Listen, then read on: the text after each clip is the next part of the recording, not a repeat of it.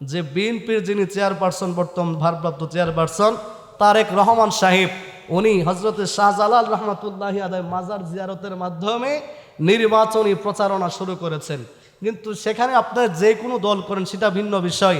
একজন আল্লাহর বলির মাজার জিয়ারতের মাধ্যমে যদি সত্যিই যদি ওনার মনের ভিতরে ওই এখলাস থাকে, ওই তাকওয়া থাকে যে না, আল্লাহর বলির মাজার জিয়ারতের মাধ্যমে আমি আমার রাজনৈতিক প্রচারণা শুরু করি, আল্লাহ যেন তাদের বলির উসিলাই আমাদেরকে এই দেশের মানুষের পাশে সেবা করার সুযোগ দেই, সেই নিয়তটা যদি সহি হয়, হতেও পারে আল্লাহর বলি শাহজালাল রহমাতুল্লাহি আলাইহির উসিলাই ওনার সেই নিয়ত কবুল হতে পারে কি পারে না?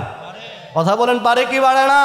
তো যেই ভাইয়েরা আমরা মাজার জিয়ারত করার কারণে আমাদেরকে মাজার পূজারি বলো, সাহস থাকলে এবার তারেক রহমানকে বলো না দেখি মাজার পূজারি। দাঁত থাকবো নি একটা, সাফার দাঁত, কথা কয় না, ফালাই দিব না ও।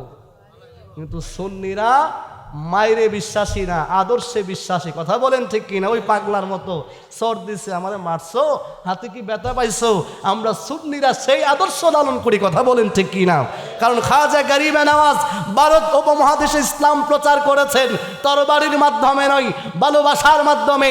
বাবা শাহজালাল সিলেটে ইসলাম প্রচার করেছেন তরবারির মাধ্যমে নয়, ভালোবাসার মাধ্যমে।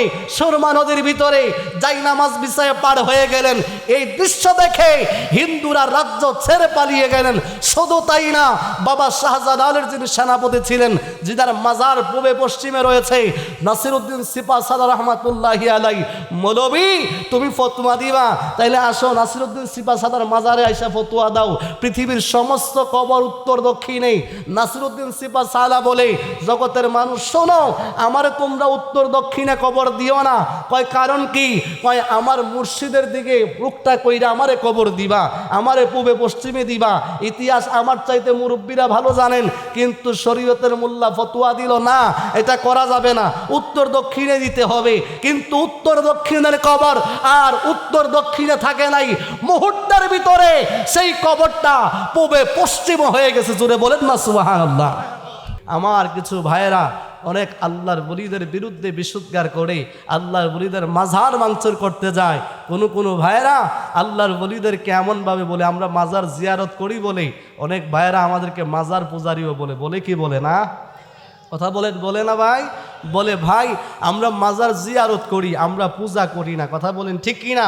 পূজা করার জন্য মূর্তি থাকতে হয়, পূজা করার জন্য মন্দির থাকতে হয়। তুমি বলো পৃথিবীর কোন মাজারে মূর্তি আছে? দেখাইতে পারবে? কথা বলেন, দেখাইতে পারবে? তাহলে কোনো মাজারে মূর্তি নাই, কোনো মাজারে মন্দির নাই। আমরা মাজারে যাই কি করার জন্য? জিয়ারত করার জন্য। কবর জিয়ারতের কথা আমার নবী প্রথম জিন্দেগিতেই শরীয়তের প্রথম দিকে নিষেধ করেছেন। পরবর্তীতে রাসূলুল্লাহ বলেছেন তোমরা কবর জিয়ারত করো। কেন করবে? কবর জিয়ারত করলে আখিরাতের কথা স্মরণ হবে। তো যেই সকল ভাইয়েরা আমাদেরকে মাজার পূজারি বলো, ভাই এখন আমরা না হই সুন্নি হওয়ার কারণে তোমরা আমাদেরকে মাজার পূজারি বলেছো, আমাদেরকে ট্যাগ লাগিয়েছো মাজার পূজারি। এতে আমাদের কষ্ট লাগে নাই, দুঃখ লাগা নাই।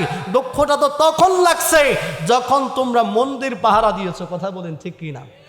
যেখানে মুসলিম জাতির পিতা ইব্রাহিম আলাইহিস সালামকে এত বলার পরে উনি মন্দিরে যায় নাই। কথা বলেন ঠিক না? এই ইতিহাস তো সবাই আমরা জানি। তো আমরা সেই মুসলিম জাতির পিতা ইব্রাহিম আলাইহিস সালামের সন্তান হয়ে আমরা কেন মন্দির পাহারা দিব? মাত্র 5% ভোটের জন্য যদি তুমি মন্দির পাহারা দিতে পারো, তুমি যদি সেখানে তুমি যদি পূজারি হতে না চাও, তাহলে তোমাকে মন্দির পাহারা দেওয়ার কারণে তুমি যদি এরকম না হই, পূজারি না হও, আমরা তো সেই মালিকের মাহবুব বান্দাকে ভালোবাসি, যিনি আল্লাহকে রাজি করিয়েছেন, আল্লাহকে খুশি করিয়েছেন। তার কবর জিয়ারত করলে আমাদেরকে মাজার পূজারি বলো, তোমার লজ্জা লাগে না?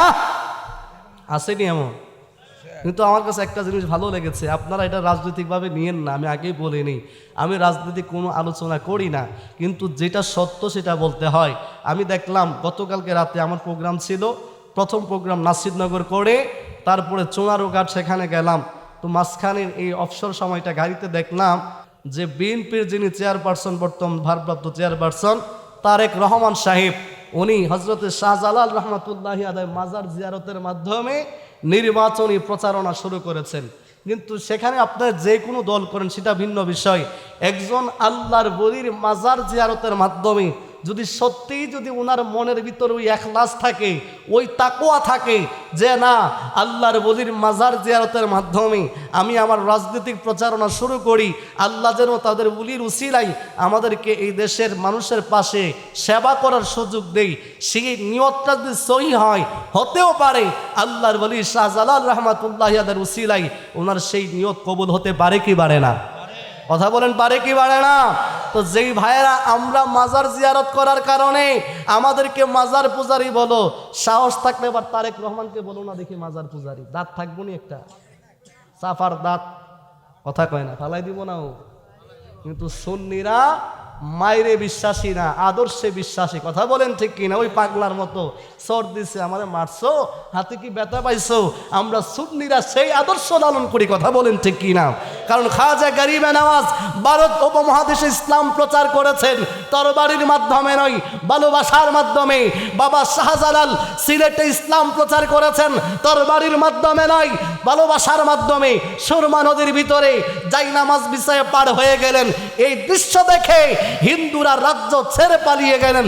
শুধু তাই না, বাবা শাহজালালের যিনি সেনাপতি ছিলেন, যার মাজার পূবে পশ্চিমে রয়েছে, নাসিরউদ্দিন সিপাহসালার রহমাতুল্লাহি আলাইহি, মৌলবী তুমি ফতোয়া দিবা, তাইলে আসো নাসিরউদ্দিন সিপাহসালার মাজারে আইসা ফতোয়া দাও। পৃথিবীর সমস্ত কবর উত্তর দক্ষিণে।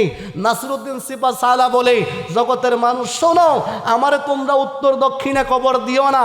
কয় কারণ কি? কয় আমার মুর্শিদের দিকে রুখটা কইরা আমারে কবর দিবা, আমারে পূবে পশ্চিমে দিবা। ইতিহাস আমার চাইতে মুরব্বীরা ভালো জানেন, কিন্তু শরীয়তের মোল্লা ফতোয়া দিল না, এটা করা যাবে না, উত্তর দক্ষিণে দিতে হবে। কিন্তু উত্তর দক্ষিণের কবর আর উত্তর দক্ষিণে থাকে নাই, মুহূর্তের ভিতরে সেই কবরটা পূবে পশ্চিম হয়ে গেছে। জোরে বলেন না সুবহানাল্লাহ। যারা মালিককে খুশি করে ফেলে, যারা মাওলার হয়ে যায়, মাওলা যাদের হয়ে যায়, তারা যখন বলে সেটা তাদের বলা থাকে না, আমার আল্লাহর কথা হয়ে যায়। কথা বলেন ঠিক কি না? বাজান অসুবিধা হচ্ছে? খারাপ লাগতেছে মনে হয়?